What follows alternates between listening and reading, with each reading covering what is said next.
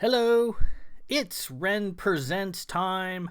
I'm your host, Ren, and today we continue with the sixth turn of the Shadow Tech Goddess, subtitled Cat, Part 3, Chapter 4, An Unwelcome Dinner Guest. So in our previous chapter, Lord Belmont and Cat hook up in the ruins of Clovis, and it didn't go well. Frankly. They have a brawl.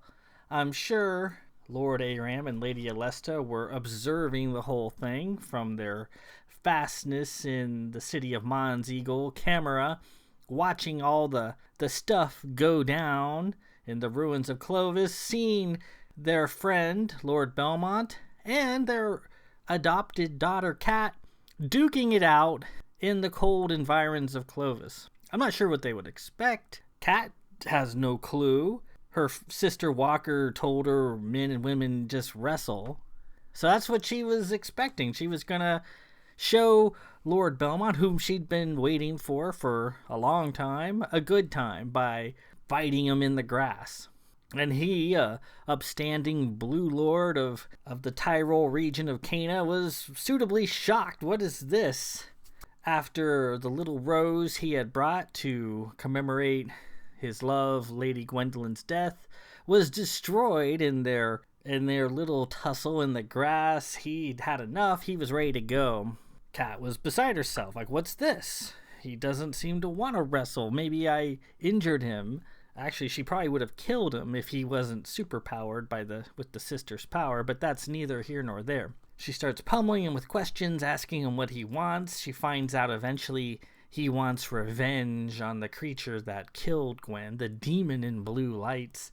She knows all about this demon. She has actually conversed with the ghost of Lady Gwendolyn. So she has a fair amount of knowledge that she dangles in front of Lord Belmont, enticing him to stay and to talk it out. And she demands, before she discloses her information, that he needs to feed her. So that's where we are. That's where we proceed. We are pretty much dead center in the book. Half is over. We have the second half to go. The rest of part 3, and then part 4, and then we're done. So let's dig in, shall we? Chapter 4. An unwelcome dinner guest. Feed a black hat. What was he supposed to do? Take her to a street-side cafe in a city or town with many people coming and going, and hand her a menu? She was no tourist.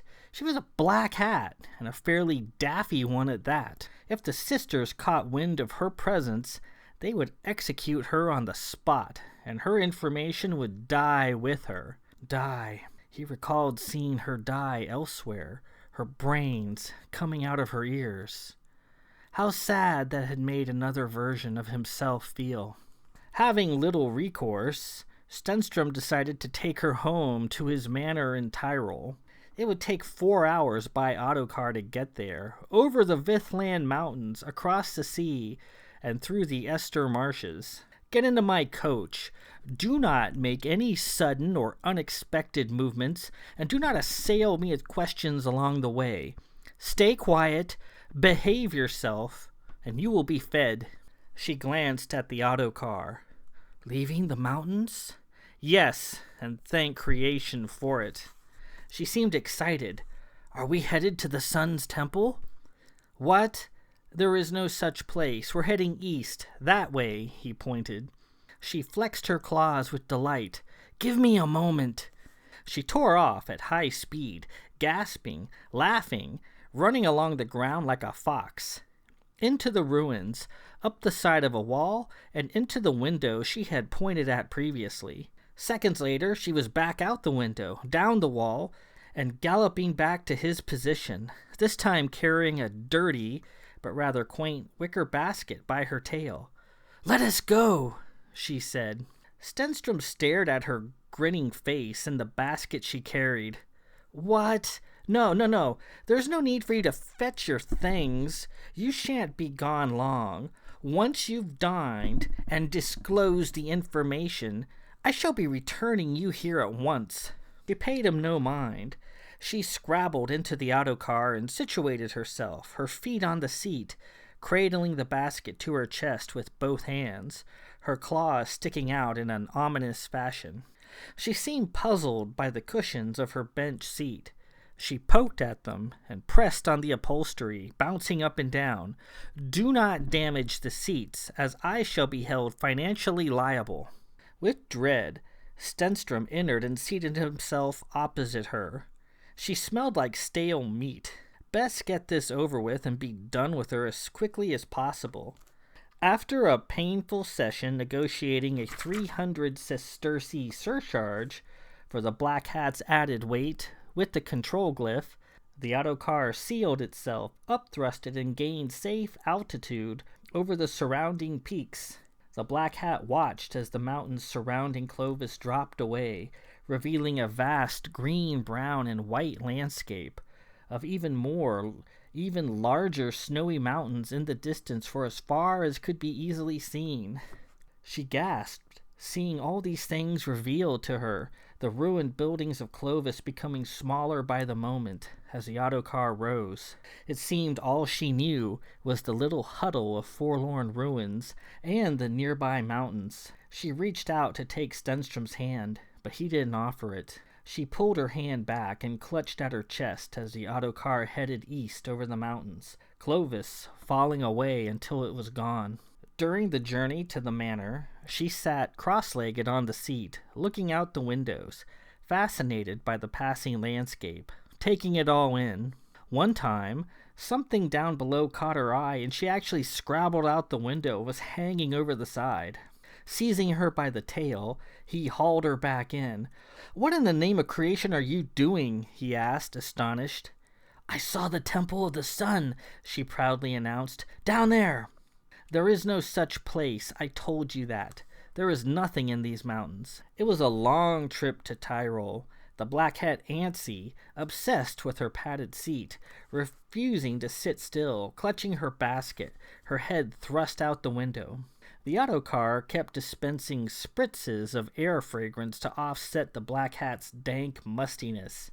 At last, the hellish journey neared its end, and the autocar came down from over the sea and settled into the flat, familiar lanes and marshes of Esther, floating just over the cobbles, winding through the neck of the eastern continent, north of Rustum, nearing Tyrol. The flat, olive-green Esterland seemed to bore her. She turned her attention from the window to him, staring the whole time, studying his face, making him feel uncomfortable. "It's quite rude to stare," he said. "Garment," she replied, ignoring his remark. "Pardon? I have spent a great deal of time thinking about this. Your name shall be Man in Garment, the color of mercy. I am a giver of names. You are wearing a magnificent garment, and Garment for short shall be your name." She seemed rather pleased with herself. Stenstrom was astonished. "This Garment is my HRN coat, and I already have a name," he said perfunctorily. She seemed puzzled, cocking her head to one side. "Like the sky? You are already named?" "Yes," he said, having no idea what she was talking about. "Yes, that is correct." "Who named you?" "My bloody parents, that's who." Silence.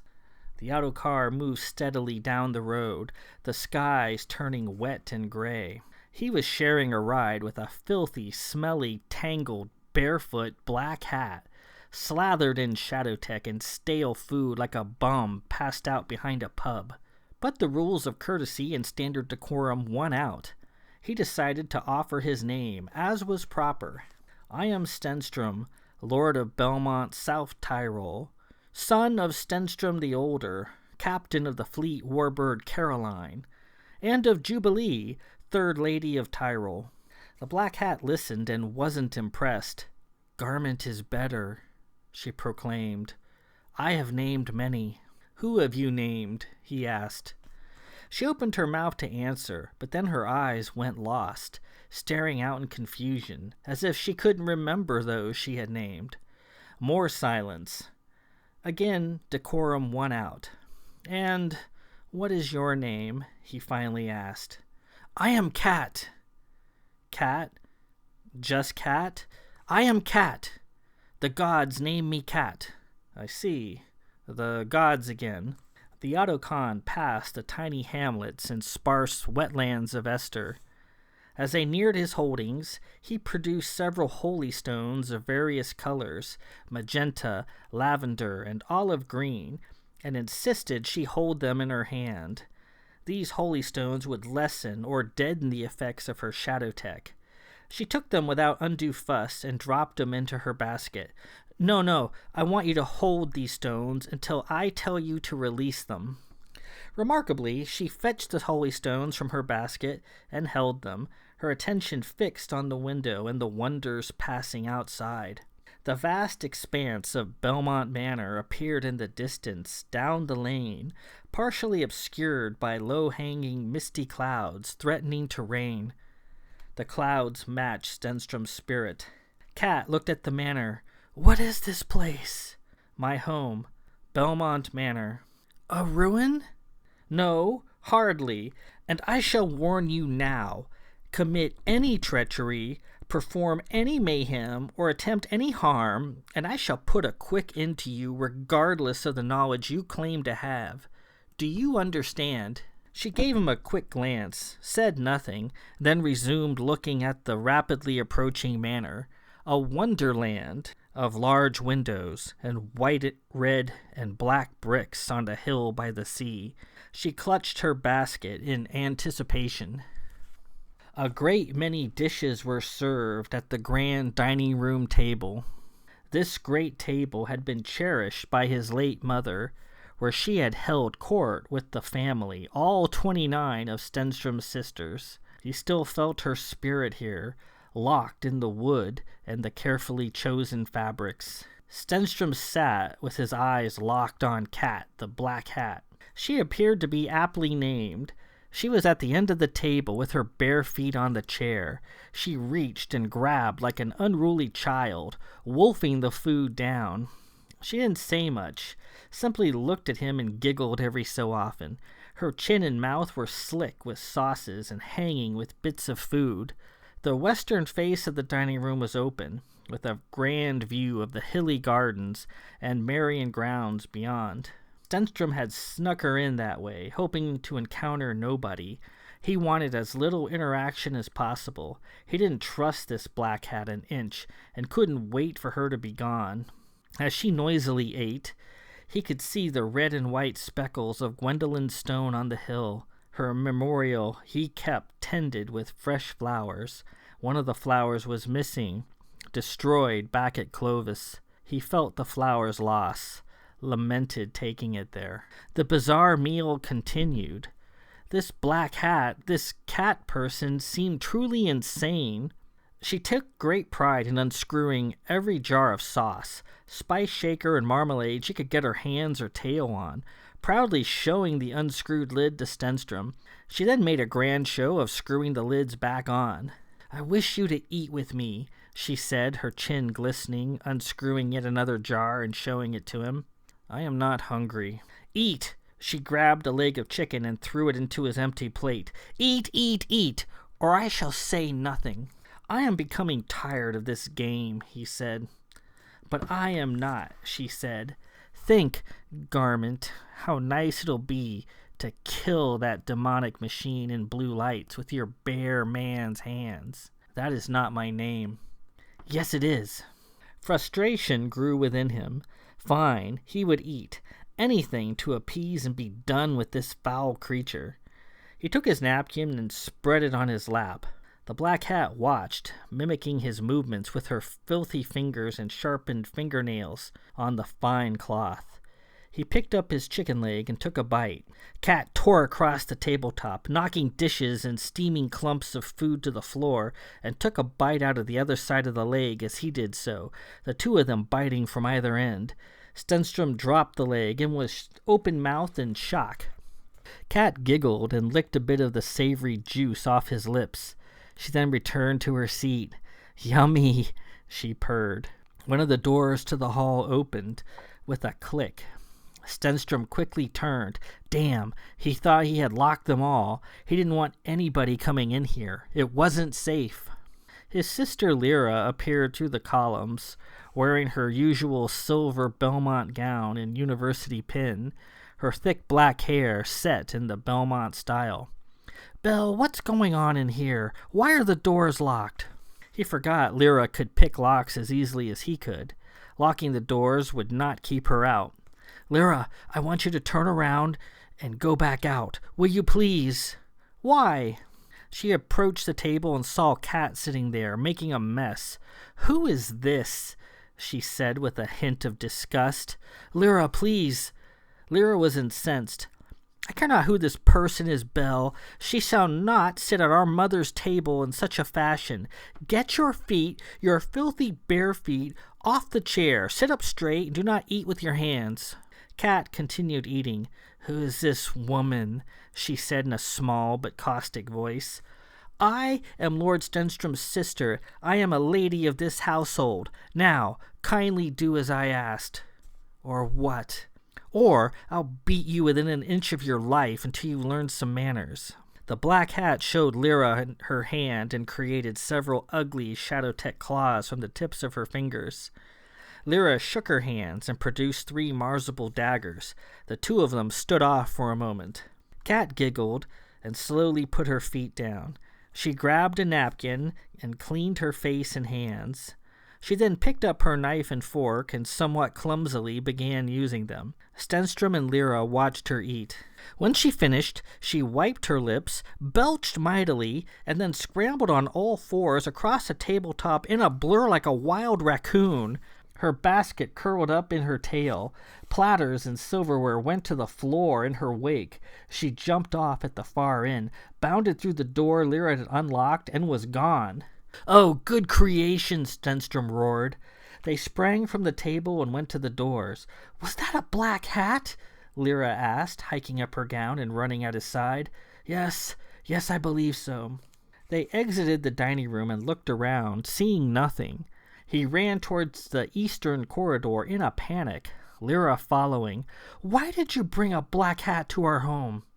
"Because she has information that I need. I thought I could handle her." "Yes, well done, Belle, well done."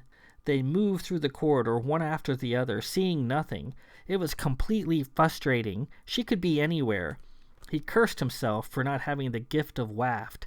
His mentor, Captain Davidge, had it, and he always felt rather envious. Sight might also be handy about now. They heard a clatter coming from behind them. They both turned. Far off, at the distant end of the corridor, a tangled blonde head appeared from around the corner, low to the ground, then vanished. "Come on!" Stenstrom yelled, feeling thoroughly enraged. They pursued the black hat in such a fashion throughout the manor, first led one way, and then the next, Kat content to lead them on a merry and highly frustrating chase. Her speed and agility were incredible. Eventually, Lyra tired. "Belle, this is silly. I think she's baiting us. Clearly, she wants us to pursue her." She leaned against the wall and pulled off her heeled Belmont shoes, her feet aching. "I need to sit down." The nearest room was the manor's main library, a massive open room several levels high, full of the extensive Belmont collection. Lyra padded into the room and flopped into an overstuffed chair, rubbing her tired feet. Stenstrom paced. "Who's present at the manor today? I want to make sure everyone's all right." "Not too many. I think Deneba was here, but left this morning. Possibly Ione is roaming about. I think Virginia is planning to stop in this weekend with her children. Father's at sea, as usual." "How could I have been so stupid? I should have never brought her here. I thought I could control her." Lyra sat in her chair and looked around. I don't get the feeling she's a great threat, Belle. Call it intuition, but I mean she's had every ample opportunity to escape or start blowing things apart. Her behavior seems a bit odd, and I'll wager if we stay in here long enough, she'll come to us." "What do you mean?" "Watch. You'll see. I'm certain I'm right." Sure enough, after several minutes had passed, the black hat appeared in the room with a clatter of wind, blowing books and papers aside, her basket still in tow. Stenstrom was in a rage. "That was a deadly mistake, you manky." She reached up with 2 fingers and closed his mouth. "Shh! Shh!"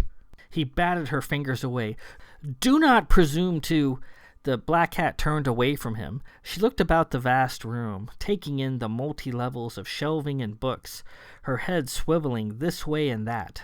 Scaling the walls effortlessly, she made her way to the top, tail flicking. "All right, Black Hat, I demand you keep your promise and tell me what you know regarding the murderer of my love," he yelled, leaning back, looking up into the heights of the room. "You demanded to be fed, you have been fed. You demanded courtesy, you have received it." The Black Hat ignored him. "These are books, yes?" she called down. He rolled his eyes. "Of course. A rather novel thought, this is a library after all." "Not burned?" she said, moving gracefully along the railing. "Not crumbling?" "Of course they're not burned." She hopped around from shelf to shelf, eventually pulling out a large red-bound book. Holding it coiled up in her tail, she allowed herself to fall with airy grace to the floor. Quickly, she hopped up onto one of the tables. She presented the book and laid it on the table top. "And these contain knowledge?" "Yes." "I have asked you a question," Stenstrom said. He was expecting backup and outrage from Lyra. Instead, she simply curled up in her overstuffed chair and watched. She had a slightly amused look on her face. She seemed to be enjoying this situation. Still crouching on the tabletop, Cat looked at the book cover. "What does it say?" "I have kept my end of the bargain," he roared. She impatiently tapped the cover of the book with her sharpened nail. "What does it say?" she repeated. She gave her basket a shake. He leaned down. "It says Practical Atlas of Cana, Onaris, and Hoban. It's an atlas, a set of maps." She gasped. How easily he had read that. She opened the cover and turned to several maps, all highly detailed and hand-painted. "Pretty," she said, staring at the map. "This is a representation of where we are now?" He looked again. "No, that's a map of the Gold Coast of southern Hoban. Again, I have asked you to show me where we are." Stenstrom sighed and turned to the book. He flipped through the pages until he found a detailed map of the Esther lands of Cana. "There," he said, pointing to a blip on the eastern coast. "That is where we are." She leaned down and looked. "Where does the sun live?" "The sun does not live anywhere. It's a star. It's millions of stellar miles away." Cat pointed at the word on the map. "What does that word say?" "It says Tyrol. That's where we are, in the Tyrol region of the Esther lands." And where were we? In the mountains." "We were in Clovis." "Show me." Stenstrom flipped a few pages back and tapped the map, detailing the mountainous Vithland region of Cana. "There, Clovis." She stared at the page in wonder. Finally, she hopped off the table and stood up straight. "You shall teach me," she announced. "Pardon?" "You shall teach me to read." "I shall do no such thing. I demand you disclose what you know, or I shall forget that I am in my home and thoroughly thrash you." She crossed her arms and stood there defiant. "I have knowledge that you seek. Killing me shall seal my lips forever. You shall teach me to read. Then I shall disclose what I know. I shall write it down." Stenstrom stared at her hard. She appeared to be steadfast. He whirled in frustration. He turned to his sister. "Lyra?" She sat there and shrugged her shoulders. "Can you not simply tell me? Then I shall swear to teach you after I've had my revenge. I give you my word as a great lord." "No." "Ha! You are an insufferable sprite. You know that, yes?" She smiled up at him. Her white blonde hair was a mess. "Yes, I know that. First, you shall teach me to read. Then I shall tell you what I know. No backsies, yes?" And with that, we conclude Chapter 4, An Unwelcome Dinner Guest. So, they venture across Cana from Clovis to the coast of Tyrol. That's a pretty long trip. It shows you the auto car they were in was moving pretty fast to only take them 4 hours. Although in my other books, people have gone from one end of Cana to the other in very fast time. It's hard to whatever.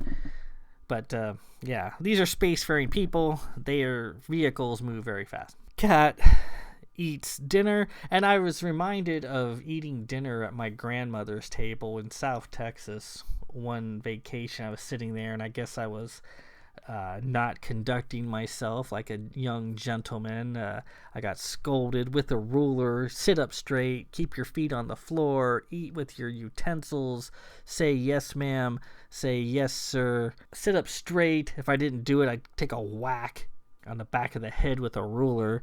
My relatives, my grandmother, my old aunts, God rest her soul, would have all been arrested had they been rearing a child today. But fortunately, they did it in less strict times, and so their hitting me with a ruler was condoned by all present. That's where I got the notion of that scene. Kat is a pretty sly character. She is determined. She's waited all this time for Lord Belmont to show up, and she's not going to just let him go. She's going to make up excuses. She's going to stay valuable. And she knew the moment this supper was over, he was going to put her right back into the desolation of Clovis. And her solution was to, at first she didn't have a solution. She's like, I'll just run from him. And she can outrun pretty much anybody. She's pretty fast. They chase her, go to the library. She's amazed by all the books. And then she gets it into her head, I'm going to prolong this as long as possible. This guy is going to teach me to read. The autocon wouldn't do it, but this guy is going to. And so there we are. She has all this information she claims to know. And if he wants it, if he wants his revenge on the demon in blue lights, now he's going to have to teach her to read. He was eager to put her right back in Clovis where she came from. Looks like he's going to be with her for quite a bit longer as he teaches her the basics of reading and writing. So we'll see how that goes. Same time, same place. Part 3, Chapter 5, A Dedicated Student. So right now, he can't stand this crazy, filthy, stinky black hat. We'll see how things go. And we'll see if Cat actually is a mystical extraplanar entity known as a Clovis, and we know she is one. Is she a good one? Is he gonna cotton to her? He's a rich lord of Tyrol, the Esther region, and Tyrol's supposed to be a tribe apart from the tribes of man, the Esters, the Hallas, the Calverts.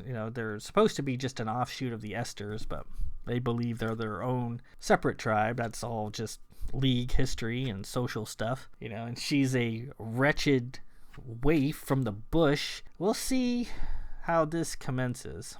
And so we will continue again, same channel, same time, part 5, and a dedicated student. Until then, this is Ren Presents.